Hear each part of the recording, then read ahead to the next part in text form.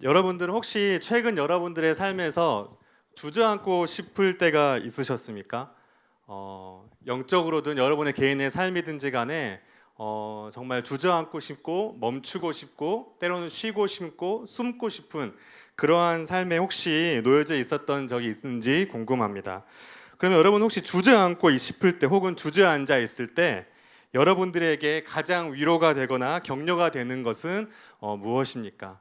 오늘 우리가 정원 모임을 할 수 있다면 정원 안에서 그동안 만나지 못했던 우리의 삶 속에서 주저앉고 싶을 때가 어떤 때가 있었고 우리가 삶이 주저앉았을 때 내게 가장 큰 격려와 위로가 무엇이 되는지를 나눠볼 수 있다면 참 좋았을 것 같습니다. 한번 개인적으로 여러분이 돌아가시면서 한번 생각해 보셨으면 좋겠는데 오늘 본문도 하나님께서 이 예레미야를 굉장히 어린 나이에 열방의 선지자, 오늘 읽었던 우리 개역개정 버전에 보면 여러 나라의 선지자로 세웠다라고 5절에 이야기하고 있는데 예전 성경의 버전에 보면 열방의 선지자라고 썼습니다. 다시 말해서 예레미야는 굉장히 감성적이었고 유약했고 어떻게 보면 감정의 기복도 좀 있었던 것 같고요. 무엇보다 예레미야가 지금 부름받았던 이 나이가 굉장히 어린 시절에 주님께서 불렀습니다. 근데 하나님께서 그런 연약하고 넘어지기 쉬운 예레미야에게 나타나셔서 내가 너를 열방의 선지자로 불렀다라고 콜링하시는 거예요.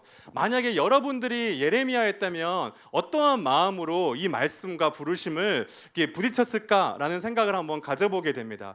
당혹스러울 수도 있고 두려웠을 수도 있었겠죠. 거기다가 예레미야가 부름받은 시대가 굉장히 쉽고 편안한 시대가 아니라 영적으로 진짜 녹록지 않았고, 그래서 예레미야를 살펴보면 그 당시 예레미야가 복음을 전해야 될 그 이스라엘 백성들의 상태가 우상에게 헐떡이고 있었다라고 성경이 기록하고 있을 정도로 굉장히 영적으로 척박한 시대, 마치 지금 같은 시대 속에서 예레미야가 하나님의 부름을 받는 거예요. 그래서 예레미야가 어떻습니까? 주여 내가 여기 있나이다. 나를 보내소서. 주님 잘 선택하셨습니다. 제가 그 일을 감당할 수 있습니다. 라고 이야기한 것이 아니라 오늘 본문에 보시면 6절에 내가 이르되 슬프도소이다. 주 여호와여 보소서 나는 아이라. 말할 줄을 알지 못하나이다 라고 이야기하고 있습니다. 다시 말해서 오늘 본문의 예레미야도 이 하나님의 부르심 앞에 주저앉고 싶었던 거예요. 그렇다면 저는 오늘 이 본문을 가지고 지금 오랫동안 만나지 못했던 우리들이 함께 모여서 우리의 삶 속에서 주저앉고 싶을 때 혹 주저앉아 있을 때 하나님이 어떠한 방법으로 우리를 일으키시고 회복시키기 원하시는지, 하나님께서 이 어린 청소년 혹은 청년의 시기에 부름받은 예레미야를 어떻게 이렇게 세워서 마침내 그 자리에 흔들림 없이 비틀거림 없이 세워가셨는지를 같이 한번 말씀 가운데 생각해보고 나눠봤으면 좋겠습니다. 첫 번째인데요, 하나님께서 주저하고 싶었던 예레미야를 어떻게 일으키셨냐면 첫 번째입니다. 첫 번째는 자신의 약점을 숨기는데 에너지를 소모하는 것을 하나님은 원하지 않으셨습니다. 자신의 약점을 숨기는데 에너지 소모를 주님께서는 원하지 않으셨습니다. 여러분들은 우리가 살아가면서 우리는 굉장히 사람의 시선에 민감하고 내가 나는 어떤 존재이고 하나님이 나를 어떻게 보는지보다 사람들이 나를 어떻게 생각하고 평가하는지가 우리는 굉장히 중요한 존재들이잖아요. 그래서 우리는 어떻습니까? 나의 연약함이나 문제나 실수와 실패에 대해서 그것을 감추고 숨기고 보호하는데 우리의 굉장한 많은 정서와 생각의 에너지를 사실 소모하고 있습니다. 감추려고 하죠. 근데 어떻게 보면 그것이 굉장히 우리의 삶에 피로감을 주게 하는 행동이 아닐까라는 생각을 가져보는데요. 근데 오늘 본문도 하나님께서 예레미야를 부르셨잖아요. 근데 그 예레미야 안에서 이 부르심을 주저하게 되고 이 부르심 앞에 나는 안 된다, 나는 할 수 없다라고 말할 수 있는 합리적인 명분들이 사실은 많이 있었어요. 오늘 보면 1절을 보시면 예레미야의 배경이 어디라고 이야기하냐면 베냐민 땅 아나돗의 제사장들 중 예레미야라고 이야기합니다. 성경은 우리에게 구체적으로 예레미야가 어떤 출신의 배경을 가지고 있는지를 우리에게 의도적으로 기록하고 있는데 그 지역이 어디냐면 베냐민 땅 아나돗입니다. 여러분 생각했을 때 그냥 선지자로서 그의 고향을 성경에서 서술하고 있는 것이 아니냐라고 이야기할 수 있지만 열왕기상 2장을 보시면 이 솔로몬이 왕으로 등극하는 것 가운데 여러 가지 정교적인 정치적인 다툼 속에서 열왕기상 2장 26절 보면 이 제사장 아비아달에게 솔로몬 왕이 이렇게 얘기합니다. 왕이 제사장 아비아달에게 이르되 내 고향 아나돗으로 가라. 너는 마땅히 죽을 자이로되 내가 내 아버지 다윗 앞에서 주 여호와의 계를 메었고 또 내 아버지가 모든 환난을 받았을 때 너도 환난을 받았은즉 내가 오늘 너를 죽이지 아니하노라고 이야기하고 있습니다. 무슨 말이냐면 이 아비아달 제사장이요, 이 솔로몬 라인에 서지 않았어요. 물론 여러 가지 이유가 있지만 시간 관계에서 그건 설명하기는 어려울 것 같고요. 그를 통하여서 솔로몬이 왕위에 오르게 되면서 아비아달은 제사장 직분에서 파면당하게 되고 그의 고향인 아나돗으로 쫓겨가게 됩니다. 그러면 솔로몬이 뭐라고 얘기하냐면 너가 비록 굉장한 잘못을 저질렀지만 너가 나의 아버지인 다윗과 함께 고난을 짊어졌던 것을 내가 기억하기에 너를 죽이지는 않지만 너는 더 이상 예루살렘에서 제사장의 직분을 감당할 수 없고 아나돗에 가서 살아라고 이야기하는 거예요. 그리고 오늘 본문의 예레미야가 어디 출신이었습니까? 아나돗 출신이었습니다. 여기서 우리가 알 수 있는 건 무엇일까요? 제사장 예레미야는요, 쉽게 얘기하면 우리식의 언어로 이야기한다면 흙수저 출신인 거예요. 그가 가지고 있는 성장 배경과 그를 둘러싼 환경이 그가 제사장으로 선지자로 하나님의 사람으로 멋지게 쓰임 받기에는 굉장히 어려운 여건들을 이미 가지고 있었던 거죠. 어쩌면 그것이 예레미야의 잠재의식 속에서 그를 굉장히 부정적으로 만들고 자신감을 떨어뜨리게 만든 행동이 아니었을까라고 추측해 볼 수도 있을 것 같아요. 또 한 가지 생각해 보면요, 여러분 오늘 본문에 보시면 6절입니다. 6절에 예레미야가 뭐라고 얘기하냐면 나는 아이라 말할 줄을 알지 못하나이다라고 이야기하고 있어요.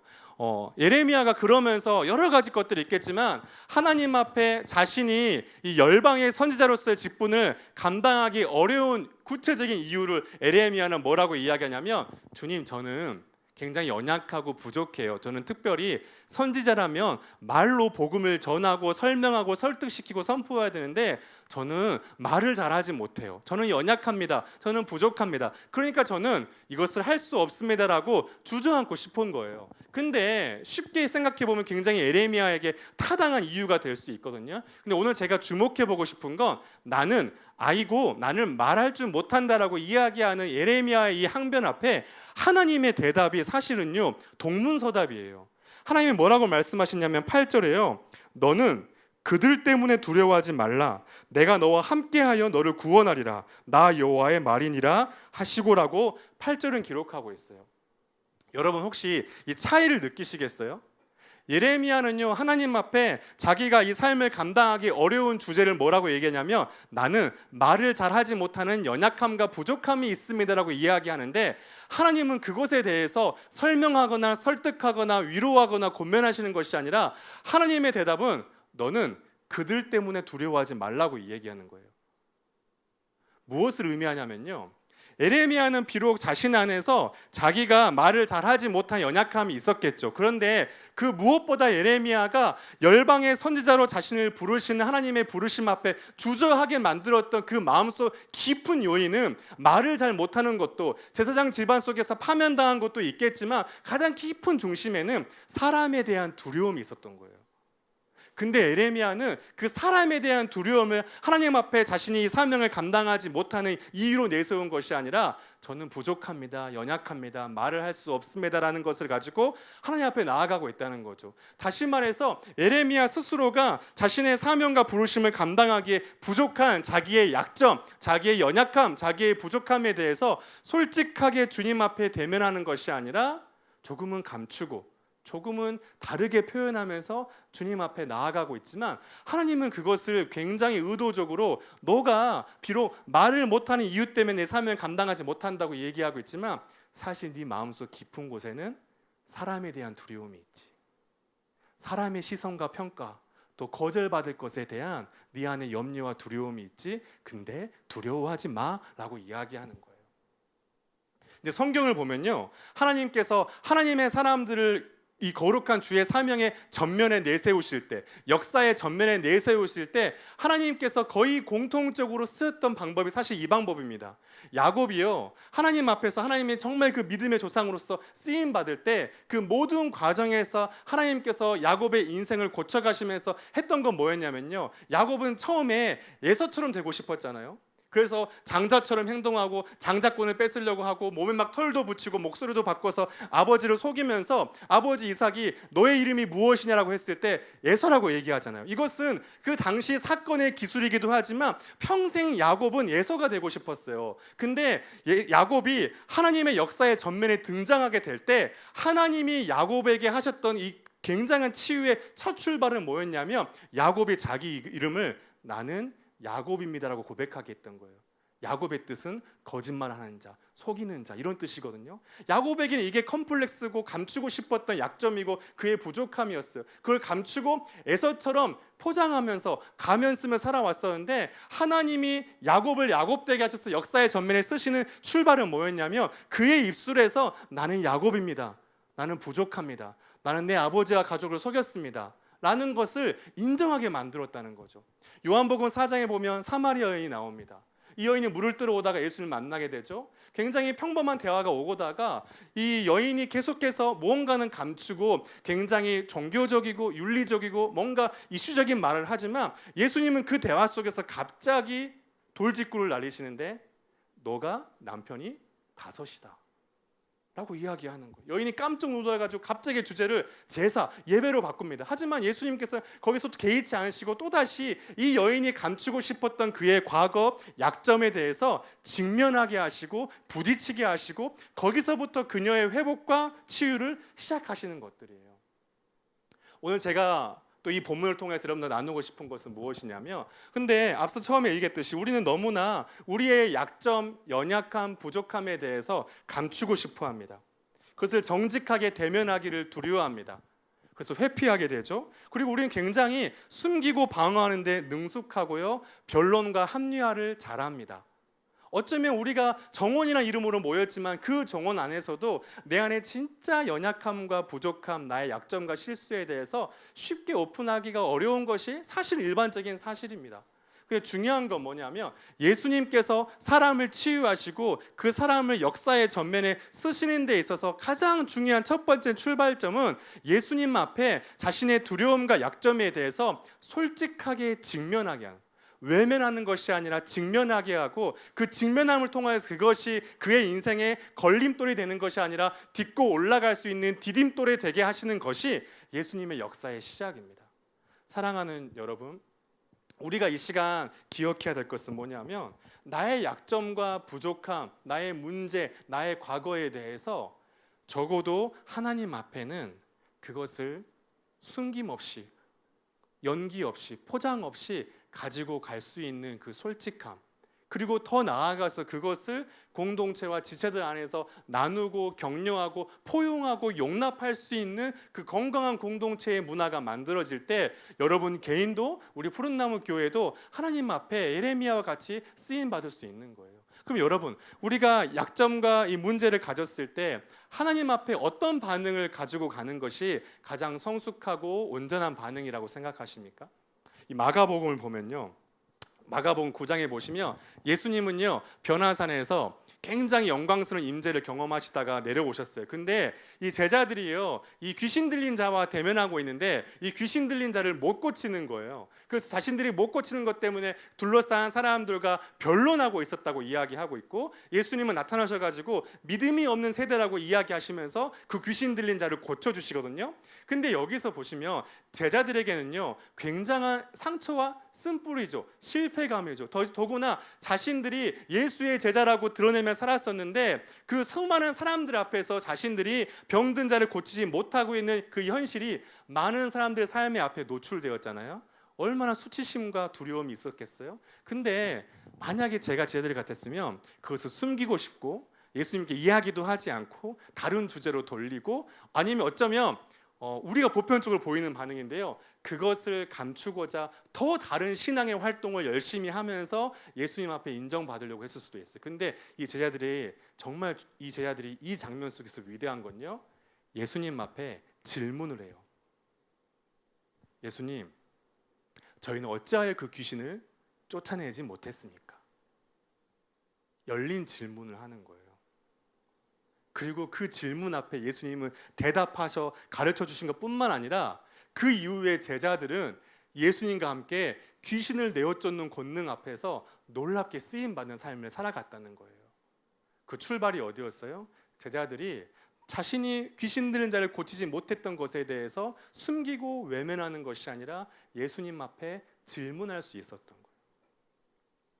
여러분들의 기도 속에서 혹시 여러분들의 약점, 여러분들의 수치, 여러분들의 그 숨기고 싶은 것들에 대해서 예수님 앞에 질문할 수 있는 신앙이 우리 안에 있기를 소망합니다.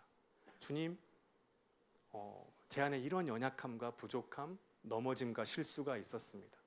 다른 말로 포장하고 괜찮은 신앙인처럼 위선적으로 행동함을 통하여 나 자신을 속이려고 하는 것이 아니라 예수님 앞에 있는 모습 그대로 주님, 제가 진짜 두려운 것은 이것입니다라고 또 서로에게 그렇게 나눌 수 있을 때 우리 안에 하나님께서 연약한 예레미야를 열방의 선지자로 세우시는 과정이 일어날 수 있게 되는 거예요.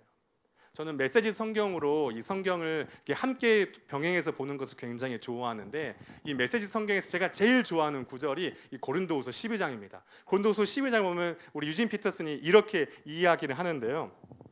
나는 약점에 집착하는 것을 그만두고 그것을 선물로 여기며 감사하기 시작했습니다.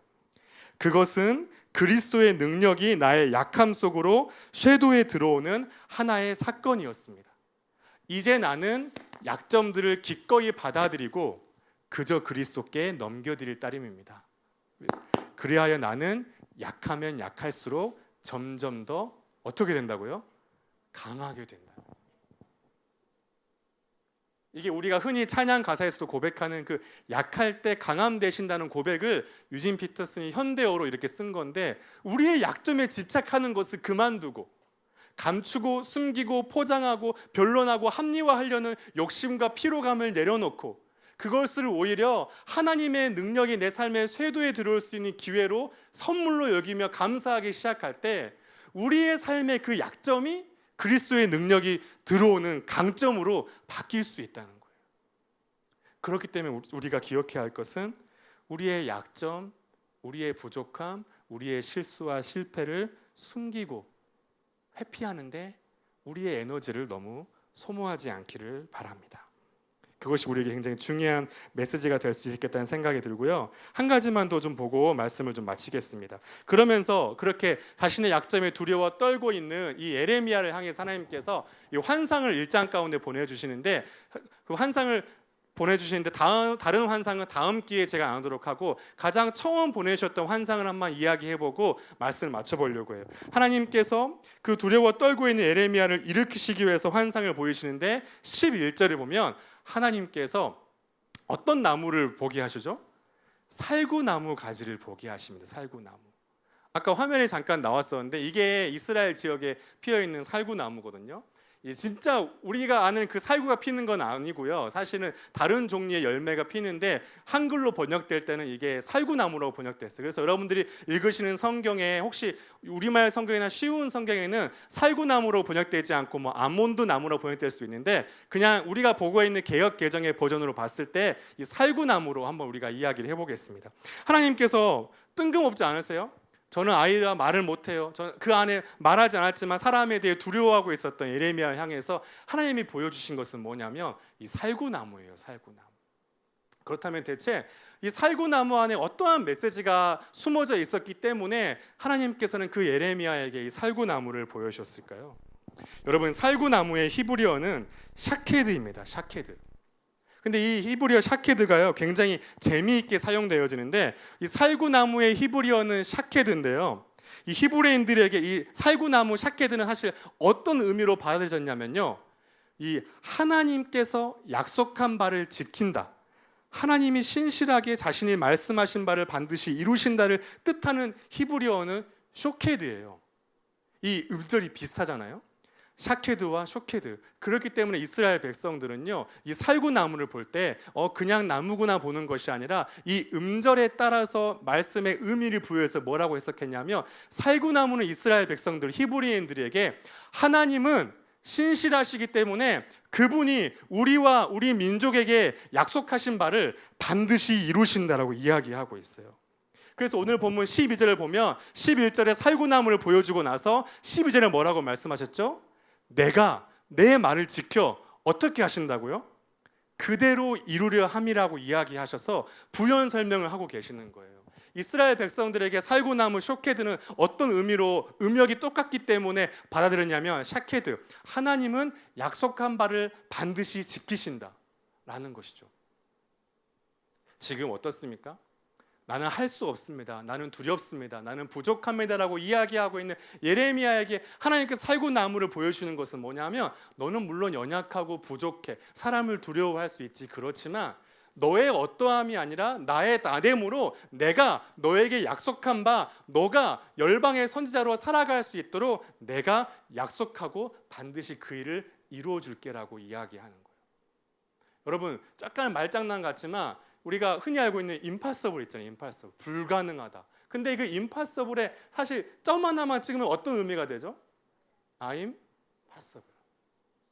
저는 이 예레미야와 하나님의 대화가 사실 이 영어 단어에서 갈린다는 생각이 들어요. 예레미야는 뭐예요? 불가능해요. 저는 말을 못해요. 그러면서 그 안에는 사람에 대한 두려움 있었어요. 나는 불가능합니다. 근데 하나님은 뭐라고 얘기하죠? 그의 말에 이 살구나무로 점 하나를 찍으시는 거예요.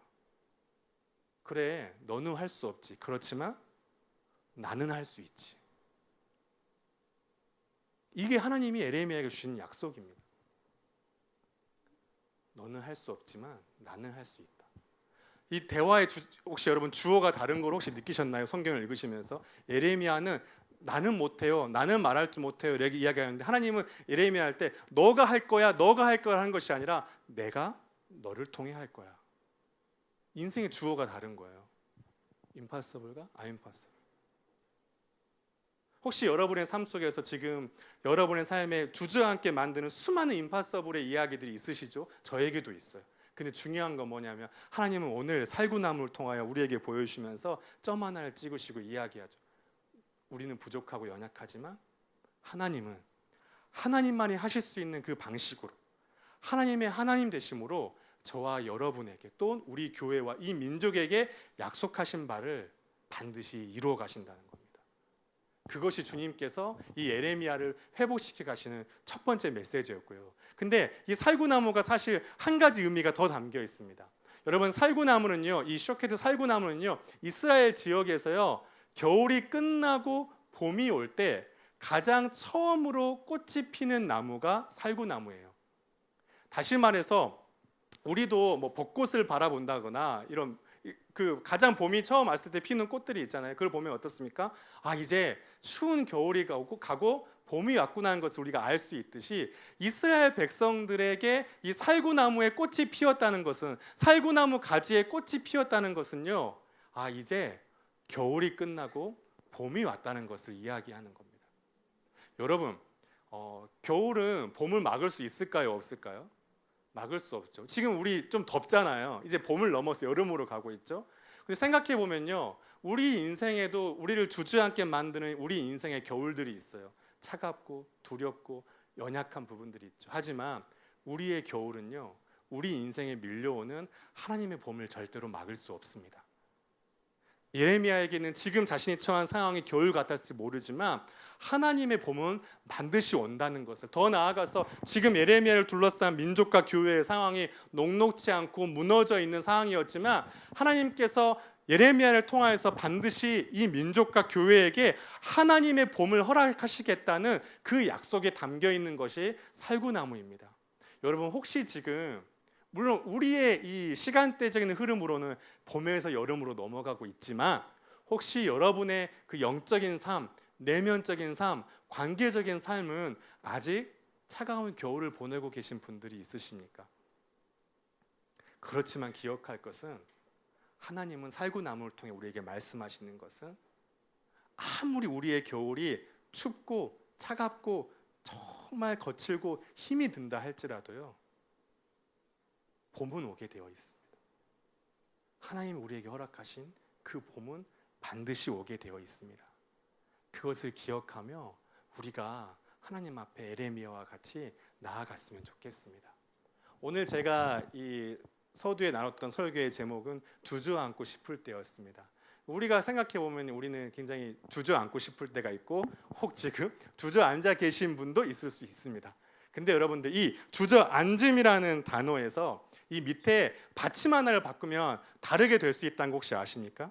주저앉음의 이 지읒을요, 히읗으로 바꾸면 어떻게 될까요? 주저앉음이 아니라 뭐가 되죠?